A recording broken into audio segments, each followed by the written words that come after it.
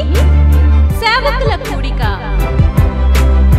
June 30వ తేదీన ఉదయం 10 గంటల నుండి ప్రారంభించబడును. ముఖ్య ప్రసంగికులు డాక్టర్ థామస్ గారు, దహించు అగ్ని మినిస్ట్రీస్, రాజమహేంద్రవరం. స్థలం దహించు అగ్ని ఆడిటోరియం, నటరాజ్ థియేటర్, రాజమహేంద్రవరం. మరిన్ని వివరాలకు 9494940072 మరియు 73.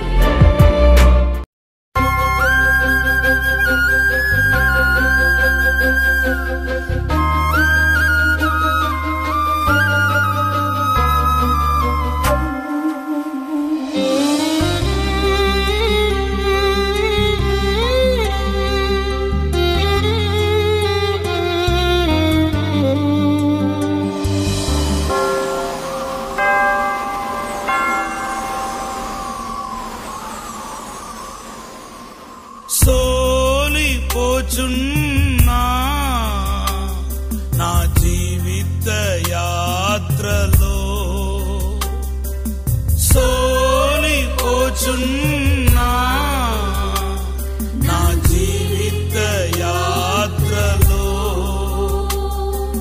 సొమ్మసిల్లుచున్నా నా ఆత్మీయ యాత్రలో,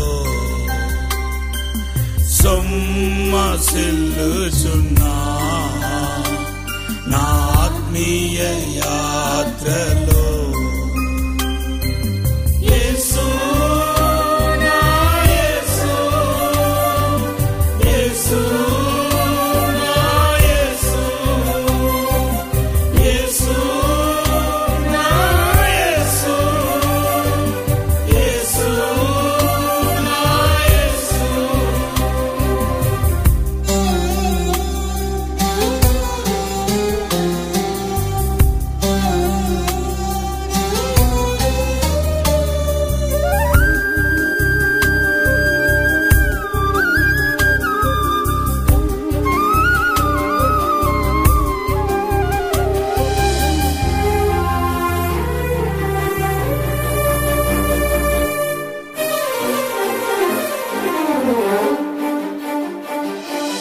నమ్మిన వారే మోసం చేసి రోగం చేసారయ్యా,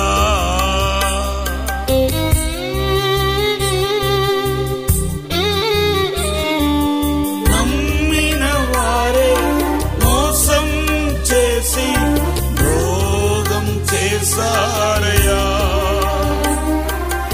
ఎవరైతే నాతో ఉంటారని అనుకుంటినో వారే దూరమయ్యారు. ఎవరైతే నాతో ఉంటారని అనుకుంటినో వారే దూరమయ్యారు. ఈ జీవిత యాత్ర కన్నీటితో సాగుతుంది యేసయ్యా, ఈ జీవిత యాత్ర కన్నీటితో సాగుతుంది యేసయ్యా. యేసు నా యేసు, యేసు నా యేసు, యేసు నా యేసు, యేసు నా యేసు.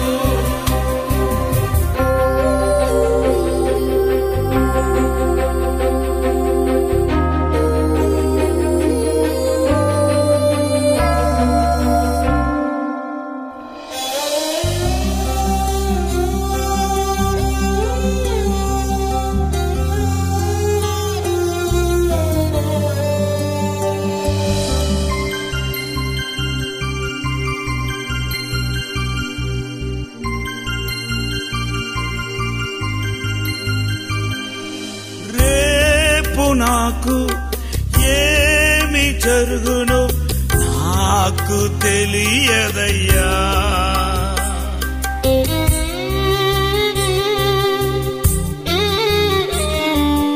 రేపు నాకు ఏమి జరుగునో నాకు తెలియదయ్యా. భవిష్యత్తు నీ చేతులో ఉన్నదయ్యా యేసయ్యా. నా భవిష్యత్తు నీ చేతులో ఉన్నదయ్యా యేసయ్యా. నీవు ఏమి చెప్పినా చెయ్యుటకు సిద్ధంగా ఉన్నానయ్యా. నీవు ఏమి చెప్పినా చెయ్యుటకు సిద్ధంగా ఉన్నానయ్యా. యేసు నా యేసు, యేసు నా యేసు, యేసు నా యేసు, యేసు నా యేసు.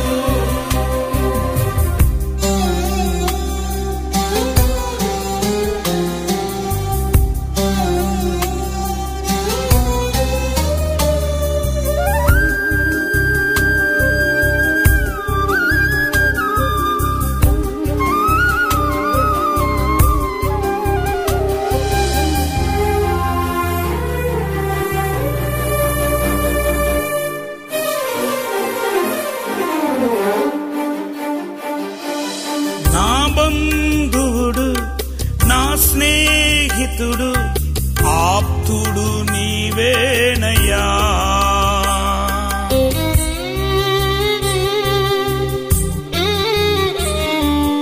నా బంధువుడు నా స్నేహితుడు ఆప్తుడు నీవేనయ్యా.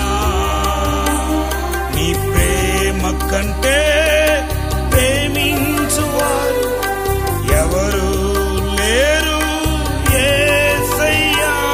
నీ ప్రేమ కంటే ప్రేమించువారు ఎవరు లేరు యేసయ్యా. నీ ప్రేమ కొరకు అనునిత్యము ఎదురు చూచుచున్నానయ్యా.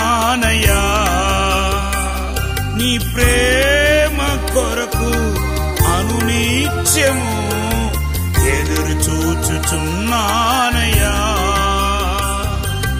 యేసు నా యేసు, యేసు నా యేసు, యేసు నా యేసు, యేసు నా యేసు.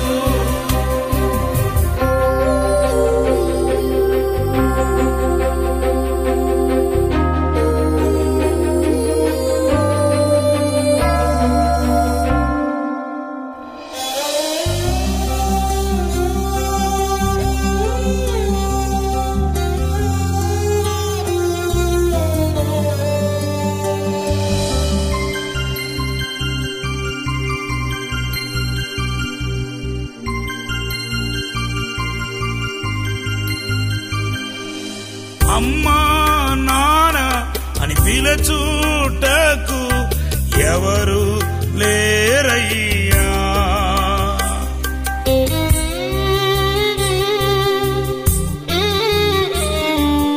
అమ్మా నాన్న అని పిలచూటకు ఎవరు లేరయ్యా. నా సర్వం సమస్తము నీవే కాదా నా యేసయ్యా.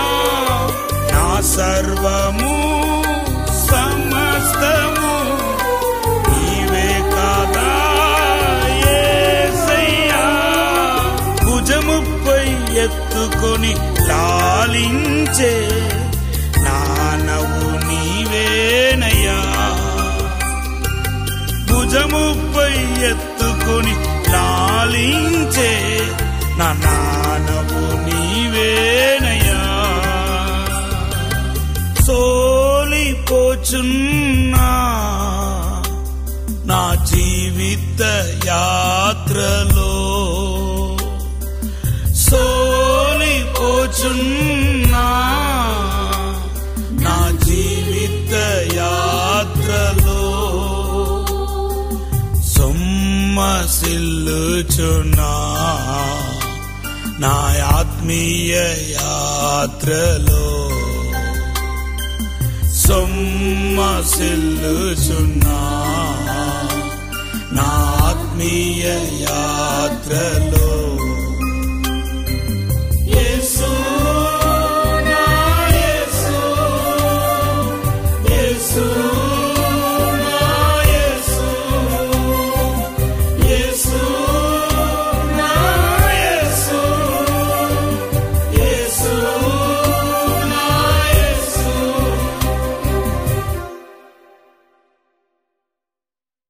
494-0072 మరియు 73.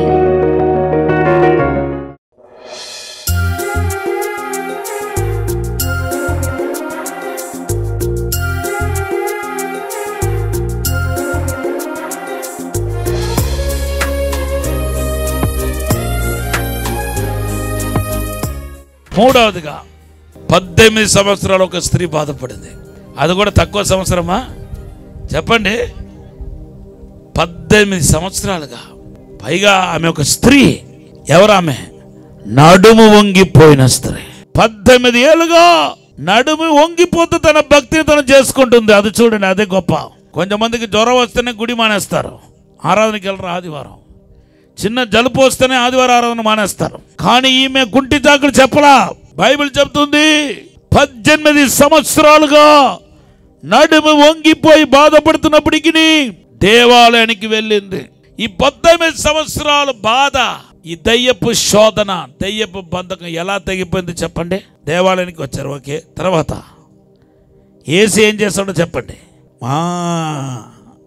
లూకా సువార్త 13వ అధ్యాయం 13వ వచనంలో యేసు చేయి చాపి ఆమె మీద చేతులు ఉంచగానే ఆమె చక్కగా నిలవబడి దేవుని మహిమ పరిచెను. కొట్టండి గట్టిగా చెప్పండి హల్లెలూయా.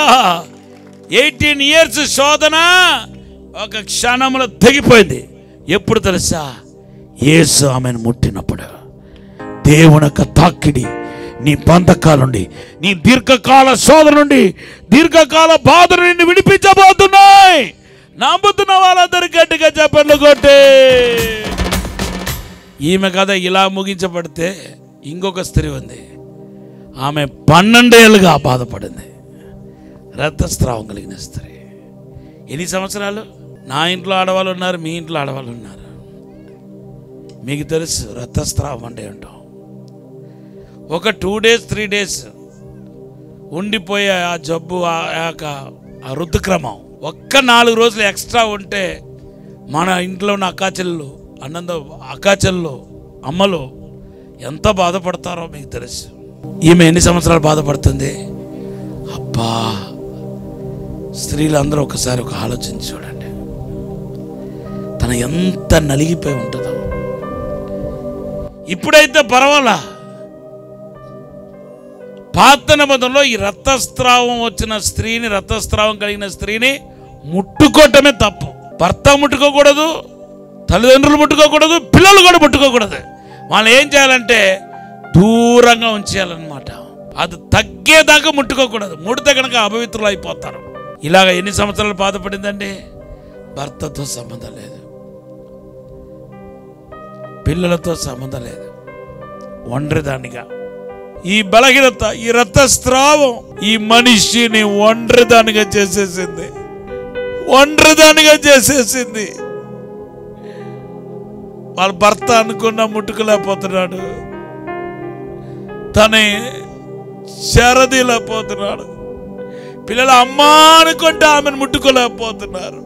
ఆమె ఒంటరిదానిగా ఈ బాధను భరిస్తూ.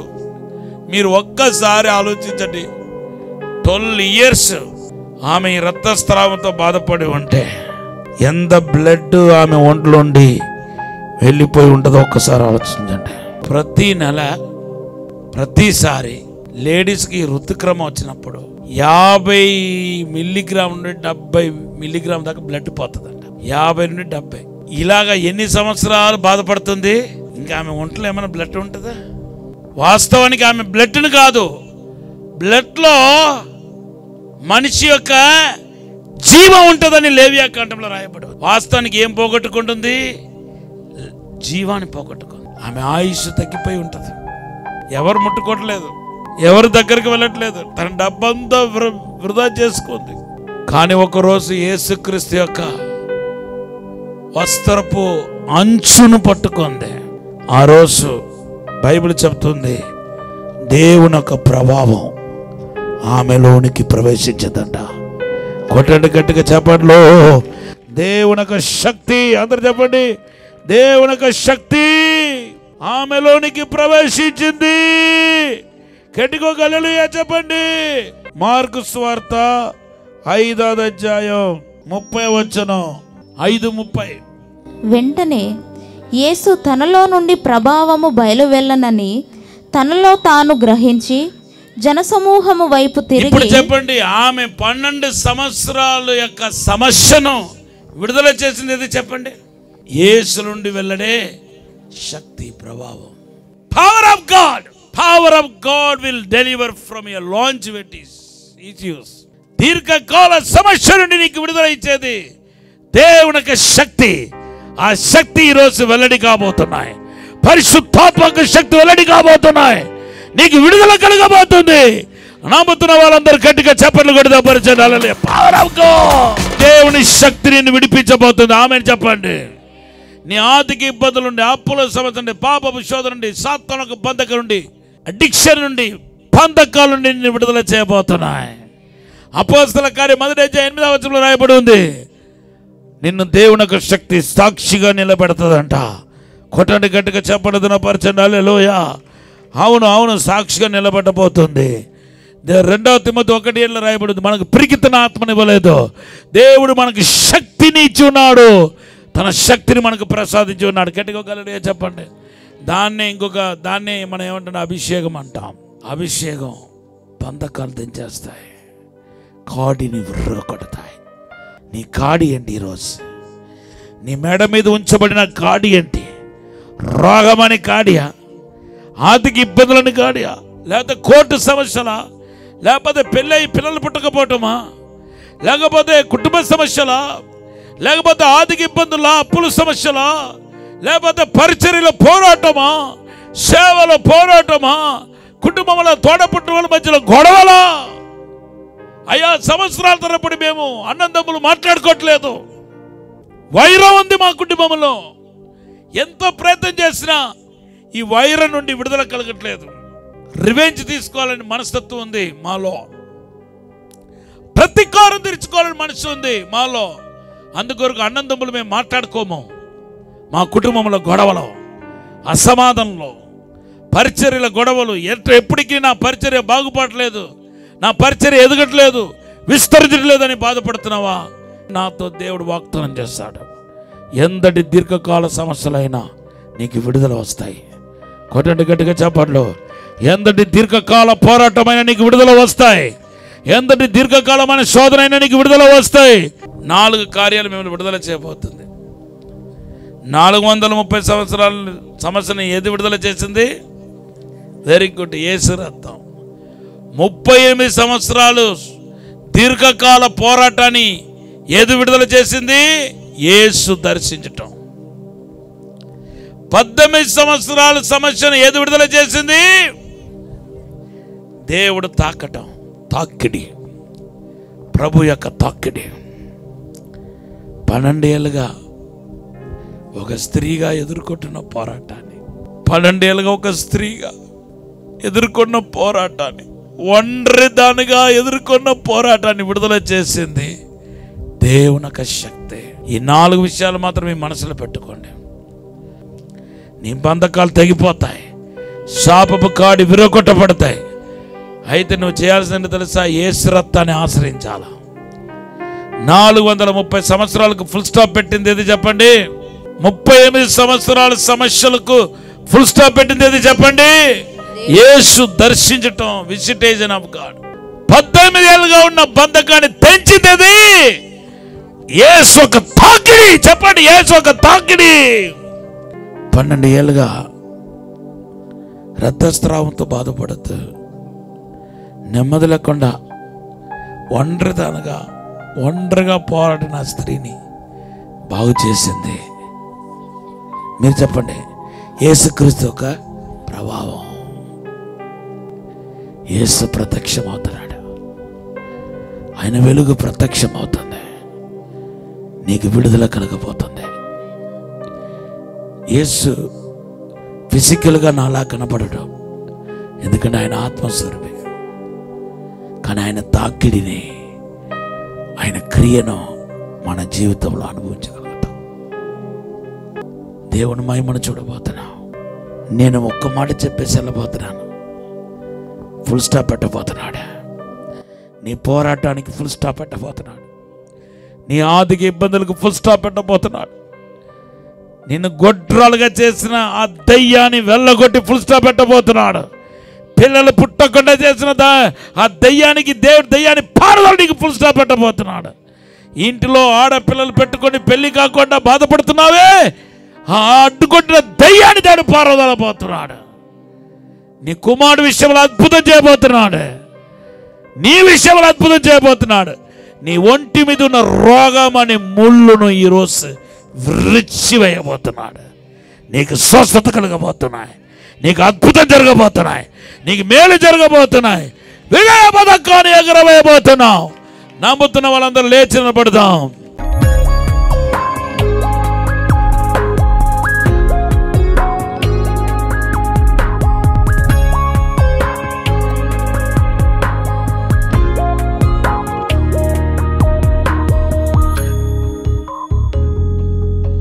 నీ రక్తం ఇప్పుడే విడుదల చేయను గాక, నీ దర్శనం విడుదల కలుగును గాక, నీ తాకిడి వలన విడుదల కలుగును గాక, నీ యొక్క శక్తి ప్రభావం వలన విడుదల కలుగును గాక. యేసు నామములో ఇప్పుడే స్వస్థతను ప్రకటిస్తున్నాను. బంధకాలు తెగిపోవాలని ప్రార్థన చేస్తున్నాను. విడుదల కలగాలని ప్రార్థన చేస్తున్నాను. శాపపు కాడి నుండి విడుదల దయచేయండి, రోగపు కాడి నుండి విడుదల దయచేయండి. మీరే ముట్టుమని, తాకుమని, దీవించమని, అభిషేకించమని, బలపరచమని యేసు నామములో అడిగి వేడుకుంటున్నాము తండ్రి, ఆమేన్. గట్టిగా చప్పట్లు కొడుతూ దేవపరచండి. హల్లెలూయా.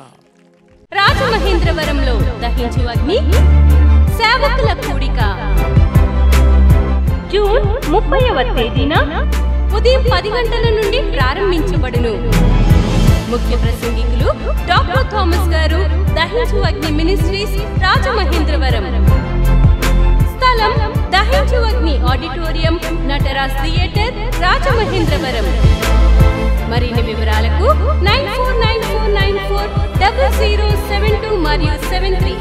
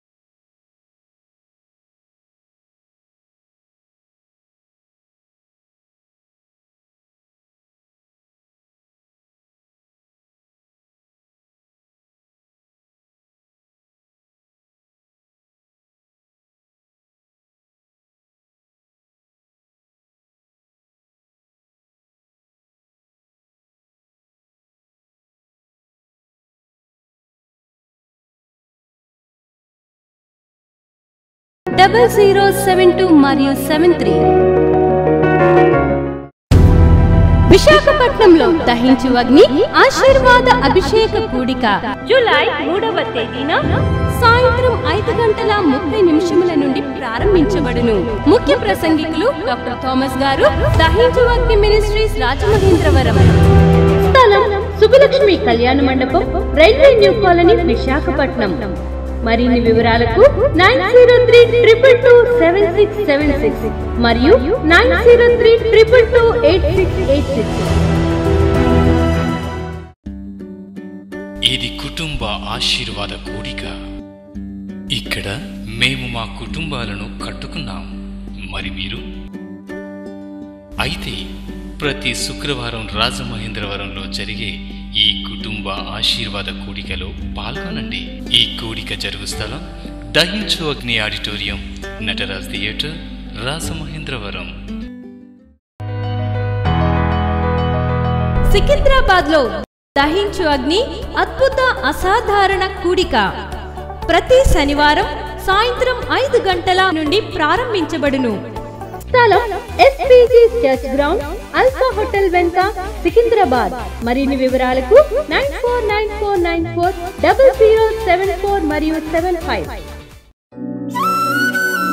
రాజమహేంద్రవరంలో దహించు అగ్ని అభిషేక ఆదివారపు ఆరాధన ఇప్పుడు ప్రతి ఆదివారం ఉదయం 9:30 నుండి ప్రారంభించబడును.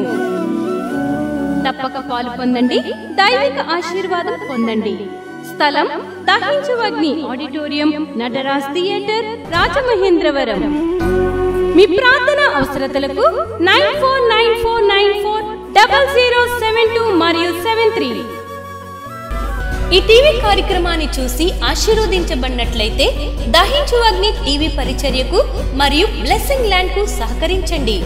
దహించు అగ్ని trust current account number 357222444370, State Bank of India main branch, Rajamahendravaram. My address doctor Thomas, దహించు అగ్ని మినిస్ట్రీస్, తుమ్మలోవా, రాజమహేంద్రవరం.